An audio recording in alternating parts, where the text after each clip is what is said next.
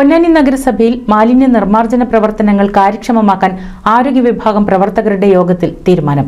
നഗരസഭാ ചെയർമാന്റെ അധ്യക്ഷതയിലാണ് യോഗം വിളിച്ചു ചേർത്തത്.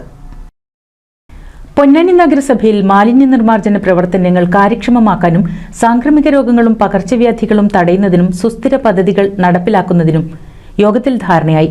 മാലിന്യ നിർമ്മാർജ്ജനവുമായി പ്രൊജക്ട് പ്രപ്പോസൽ സമർപ്പിക്കുന്നതിനുള്ള പ്രവർത്തനങ്ങൾ ഊർജിതപ്പെടുത്താനും യോഗത്തിൽ തീരുമാനിച്ചു.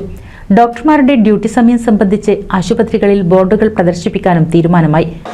നമ്മുടെ കെട്ടിടങ്ങളുടെ ചോർച്ച, ഏതെങ്കിലും ചെറിയ പ്രശ്നങ്ങളുണ്ടാവും. ഏതെങ്കിലും ഒരു ആൽമരം വളരുന്നു, ഒരു പൈപ്പിനിടയിലേക്ക് പോകുന്നു, ആ പൈപ്പ് പൊട്ടിയൊലിക്കുന്നു. ആ പൈപ്പ് ചിലപ്പോൾ സെപ്റ്റിക് ടാങ്കെന്നോ അല്ലെങ്കിൽ വേറെ എന്തെങ്കിലും വരുന്ന പൈപ്പാവാം. ഒരു പരിശോധനയ്ക്ക് അല്ലെങ്കിൽ പൊതുജനം അത് കാണുമ്പോൾ അവരുടെ മനസ്സിലൊരു തെറ്റായ ധാരണ. നമുക്കത് മാറ്റാൻ വളരെ ചെറിയ സമയമേ.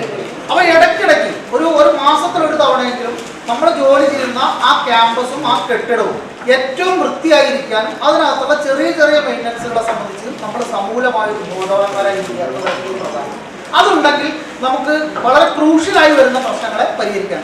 പിന്നെ അതാത് ഘട്ടങ്ങളിൽ അടുത്തൊരു വർഷത്തേക്ക് നമുക്ക് അർജന്റായിട്ട് ചെയ്യേണ്ട പണികൾ എന്തൊക്കെയാണ്, കുറച്ച് ദീർഘകാലാടിസ്ഥാനത്തിൽ നമ്മൾ. പൊന്നാനി നഗരസഭാ ചെയർമാൻ ശിവദാസ് ആറ്റുപുറത്തിന്റെ അധ്യക്ഷതയിൽ നടന്ന യോഗത്തിൽ നഗരസഭാ സെക്രട്ടറി എസ് സജ്റൂൺ, വിവിധ ആശുപത്രി മേധാവികൾ, ആരോഗ്യ പ്രവർത്തകർ എന്നിവർ സംബന്ധിച്ചു.